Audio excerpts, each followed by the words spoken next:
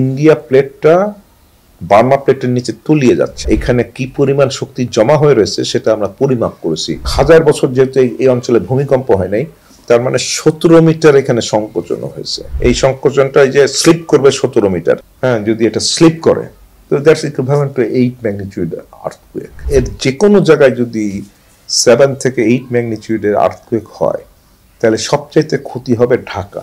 আমাদের গবেষণায় আমরা দেখেছি দুটা হচ্ছে, একটা বললাম ডাউকি এবং আরেকটা হচ্ছে আমাদের পূবে যে পাহাড়ি অঞ্চল আছে সিলেট থেকে কক্সবাজার পর্যন্ত, এটাকে বলা হয় সাবডাকশন জোন, হ্যাঁ, ইন্ডো বার্মা সাবডাকশন জোন।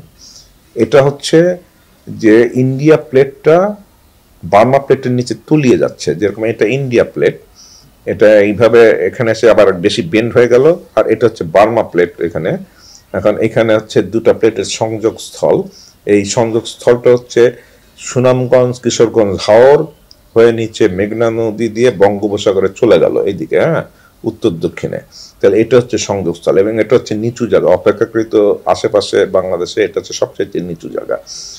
পরশুদিনের ভূমিকম্পটা এই সংযোগস্থলে হয়েছে এবং এটা যেটা ইন্ডিয়া প্লেটটা এই যে এটা নিচে পূব দিকে সাবডাক্টেড হয়ে যাচ্ছে, এখান থেকে যে পর্যন্ত এই স্ল্যাবটা রয়েছে এটাকে সেই এলাকাটাকে বলা হয় সাবডাকশন জোন। এবং এই সাবডাকশন জোন পৃথিবীর যেখানে যেখানে আছে সেখানে হচ্ছে এটা হচ্ছে নটোরিয়াস, হ্যাঁ, এখানে যে ভূমিকম্পগুলো হয় সেটা হচ্ছে খুবই নটোরিয়াস, মেগাথ্রাস আর্থকুয়েক বলা হয়, হ্যাঁ। এটা 9.3ও এটা হচ্ছে আপনার হচ্ছে দক্ষিণ চিলি ওখানে, না আলাস্কার ওইদিকে আর কি। তো আমাদের এখানেও সেই সাবডাকশনটা এখানে রয়েছে এবং আমরা এখানে কি পরিমাণ শক্তি জমা হয়ে রয়েছে সেটা আমরা পরিমাপ করেছি গ্লোবাল পজিশনিং সিস্টেম দিয়ে। গ্লোবাল পজিশনিং সিস্টেম দিয়ে হচ্ছে প্লেটের গতি নির্ণয় করা যায়। তো আমি এটা ইন্ডিয়ান প্লেটে আমার জিপিএস আছে, বার্মা প্লেটের জিপিএস আছে, দুই প্লেটে যে বিম করছে, হ্যাঁ, সেই গতিটা আমরা করেছি, করে দেখেছি যে প্রতি বছর এই প্লেট দুটো পরস্পর যে সংকোচনের হার সেটা হচ্ছে 17 মিলিমিটার। তাহলে 100 বছরে কত হচ্ছে 1.7 মিটার, 1000 বছরে কত হচ্ছে, তার মানে এই যে আমার এটা রয়েছে, এটা যদি 10 সেন্টিমিটার হয়, আমি এই যে এটাকে এই সংকোচন করলাম, এটা একটু বেন্ড হয়ে গেল, হয়ে সে 9.5 হলো, তাই না, আরো বেন্ড করলাম, এটা হচ্ছে 8 হয়ে গেল, তাই না, এখন এটা ছেড়ে দিলে আবার এই যে এখানে ইলাস্টিক্যালি রিবাউন্ড করলো, তাই না, 11 অবস্থায় চলে আসলো।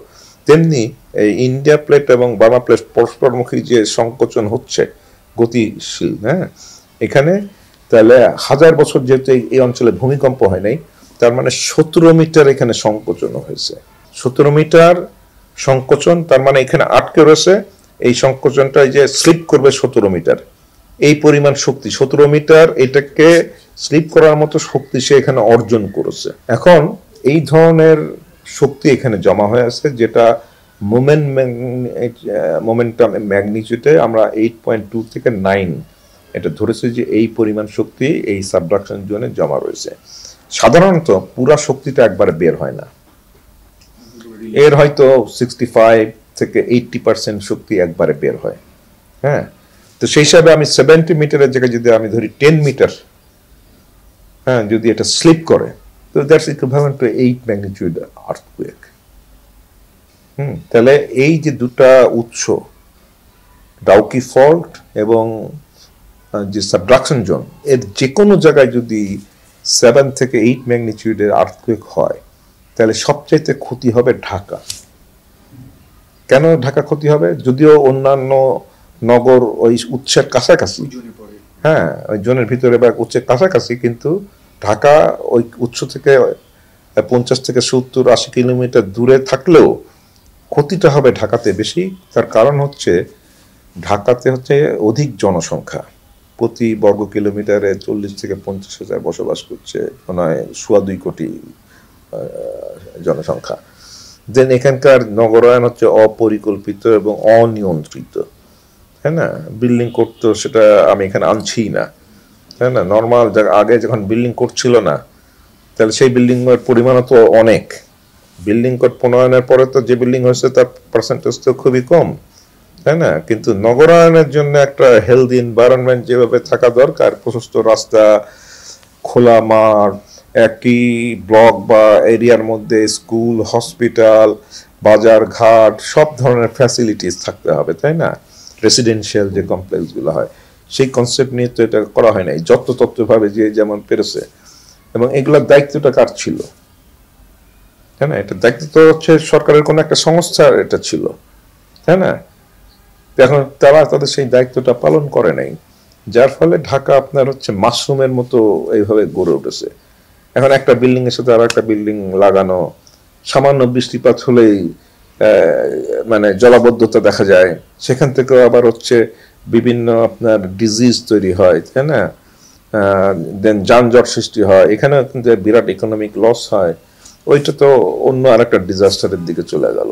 তো ভূমিকম্পের এখানে তাহলে দেন এখানে আমরা যারা বসবাস করি তাদের অন্যান্য প্রাকৃতিক দুর্যোগ বিষয়ে সচেতনতা বা জ্ঞান থাকলেও ভূমিকম্পের বিষয়ে তো তাদের জ্ঞান নেই, তাই না?